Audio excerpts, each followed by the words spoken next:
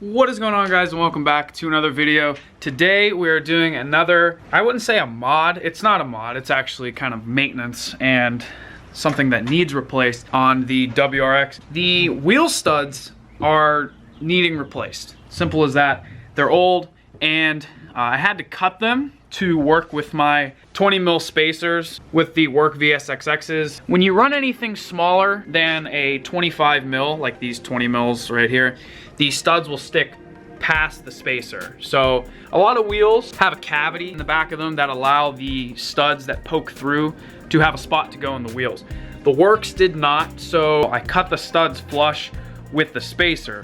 Now with the SSRs that are currently on the car, they don't need a spacer, an adapter, or anything, so the studs are now shorter, and I still had a lot of turns on them, but they started to rust at the end, and they actually started to rust the inside of my lug nuts. When I got new tires on the SSRs, I went to tighten the lugs back on the wheels, and one of the threads on one of the studs actually started to rust so much that it stripped out the stud. The lug nut is fine, luckily, because they're steel, but it just kind of said to me, like, if one did that, I don't want that to happen, and I don't plan on getting rid of these wheels anytime soon, and they fit well. I'd kind of prefer new studs on the car, so we have to replace 20 wheel studs on the entire car. So it's not that bad, but this will be my first time doing it, and I'm excited to actually have fresh studs on the car. So first thing when doing anything is to get this car off the ground and jacked up in the air. So I'm gonna have to go in and air the car up. That way I can get a jack under it, so then I can put it on jack stands, so I can take the wheels off and get the calipers off, and etc. So let's go ahead, get this car aired up and put on jack stands and go from there.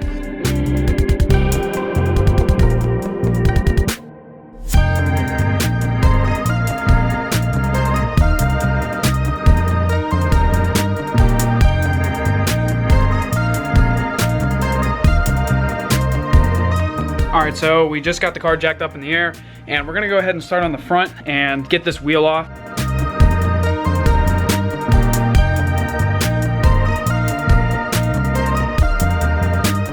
Alright, so with the wheels off, you can see how bad my studs are. They're super duper short and rusting, and that's why I want to replace them. So on the back of the caliper here, you're gonna have a 17 millimeter bolt here, and a 17 right there. So you have another 17 there, and then once both of those are broken loose, the caliper will just be able to slide off the rotor, and you can hang it by a bungee cord or something, and then the rotor will just come off, and then you'll have access to your studs.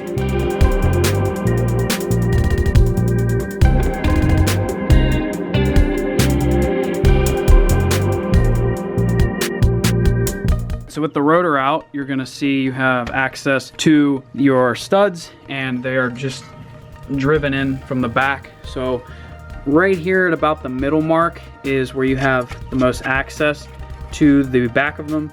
So what we're gonna do is just take our hammer and just try to pound these guys out, and then once they're all out, we'll come back and put the new ones in.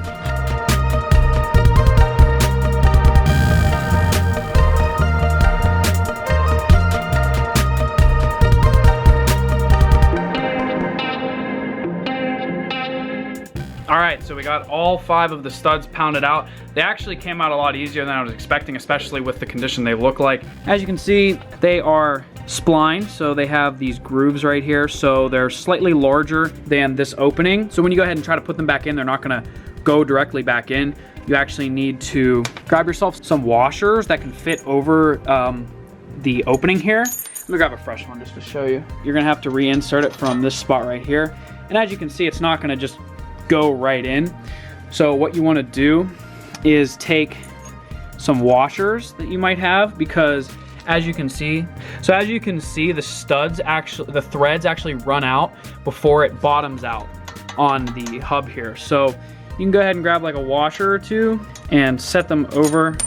It's hard to do with one hand. I should just put it on the tripod, but anyway, grab yourself your washers like so, and now the lug or whatever you're using is going to bottom out on the washers and not here. That way you actually get it to start pulling inward. Now, I'm not gonna be using my like actual lug nuts here. I have one of the lugs from my spacer because these are not as expensive, nor do I actually need these like I need the lug nuts I have. So now you can just, well, now I'm gonna actually use the tripod. So now you can take your lug or whatever. I mean, you can use your normal lug nuts, they're gonna work fine, but now you just wanna thread that in as far as it'll go by hand. Cool, it's starting to get snug. So we're gonna grab our 19, wherever I put it. So now with your 19, you can go ahead and put it on a ratcheting wrench like so, or non-ratcheting, doesn't really matter.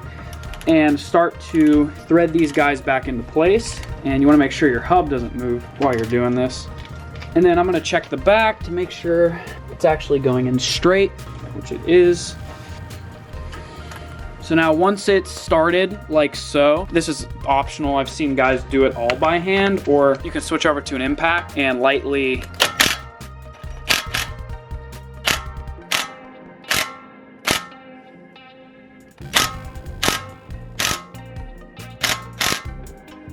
let me change up the angle real quick so you can actually see it from the side.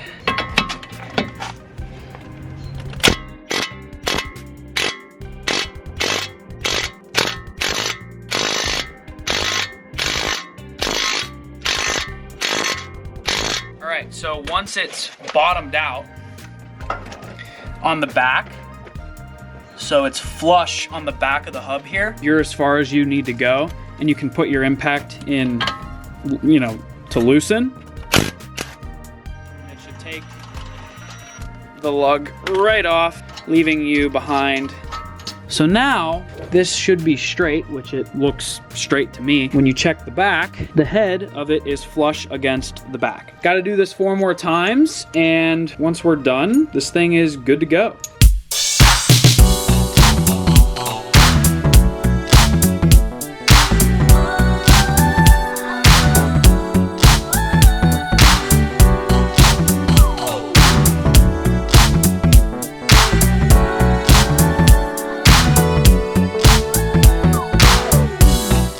The true test. The true test, they're straight. Which, yeah, I truly believe that they are. All right, so once you go ahead and put your rotor on like this, it is the ultimate test that these are straight, which they really can only be straight with how the spline system works and how they're being pulled through. I went ahead and threw one of my lugs on to tighten this guy down. Makes it a lot easier for caliper reinstallation. And we're gonna go ahead and grab the caliper, slip it back over the rotor, line those 2 holes up, and put our bolts back in. Probably gonna re-anti-seize these as they were anti-seized, just because of where I live, and I don't want these ever getting seized into the caliper. So let's go ahead and throw the caliper back on and be done.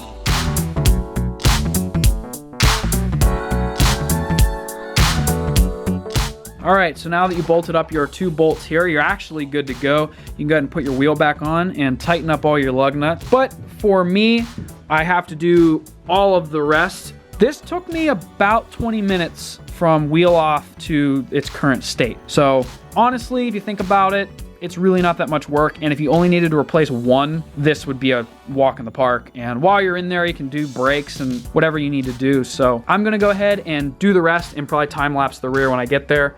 But this has been a really, really easy project so far. 6 hours later. All right, so it is significantly later in the day, and I've been struggling with the rears for a couple hours, and I was under the impression that the rears were the same as the front. That is wrong and not true. I watched the wrong video. I ended up finding a video on an 02 to 07. In 08, the design in the rear changed for the WRX.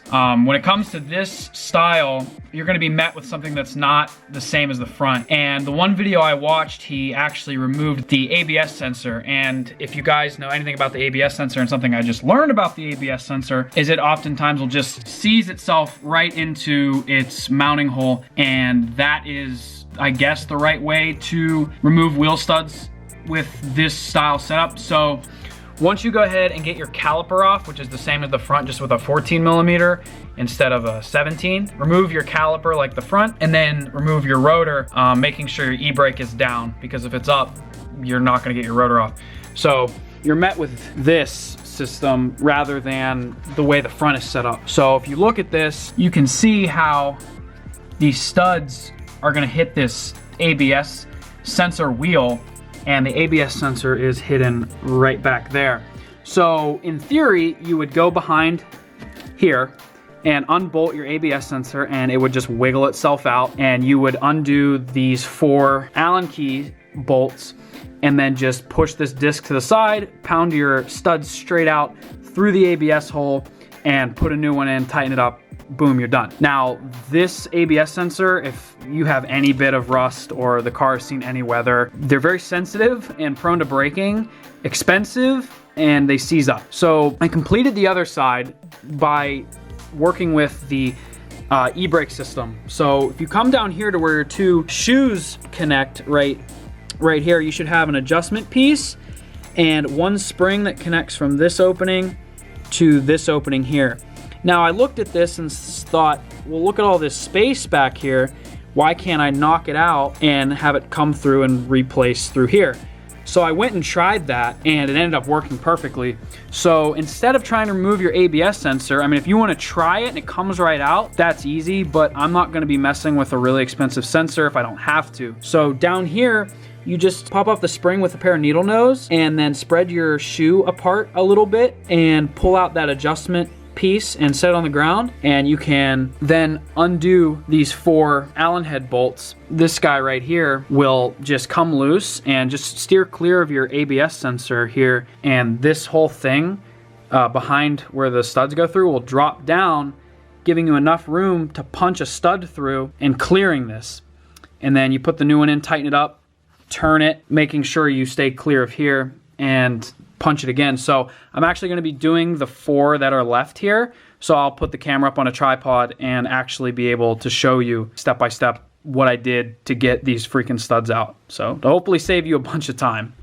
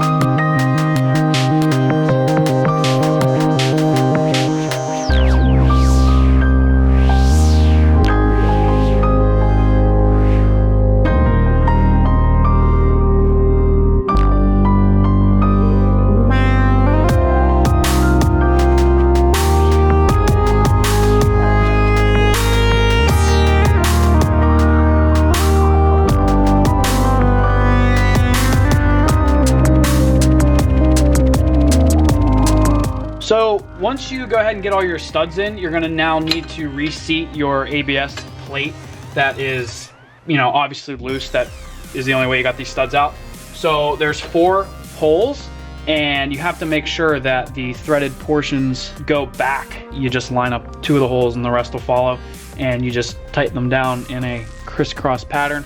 I don't know why they didn't include a 5th hole. There is not one on the other side, and there's not one on this side, so not gonna really question it. Now that this is back together, you can go ahead and slide your rotor back on, reconnect your caliper, and put your wheel back on, and you got yourself brand new studs.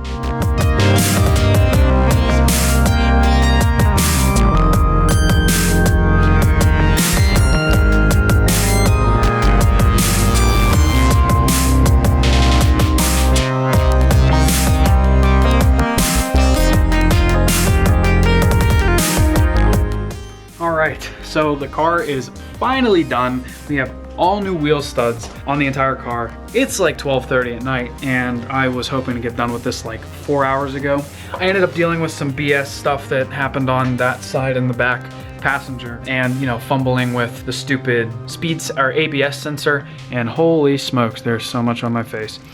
But we ended up getting it done. I really hope it was helpful for you guys who don't want to go ahead and take off that ABS sensor or risk breaking it. So we ended up getting it all done. I feel so much better about driving the car now because it has brand new wheel studs all around and they're not cut or shortened, etc. Hope this video was helpful, and I hope that you want to return and watch some more stuff. And I'm gonna plug it again, but if you guys are into old classic Japanese cars, I am currently working on a 1985 Toyota Supra. So if you want to follow that and, you know, watch some build progress, this car down the road has a lot of plans, and hopefully to be really cool, Japanese inspired, kind of old school JDM build compared to like the modern JDM stuff. It's JDM, I guess. I don't know. It's a stupid WRX, but I do enjoy it. So hopefully that something on the channel will pique your interest. And if it does, please consider subscribing. It takes a second and it means the world. I love new subscriber notifications. One, even the single one, is so awesome to see. So hope you guys enjoyed the video. And as always, have an awesome day.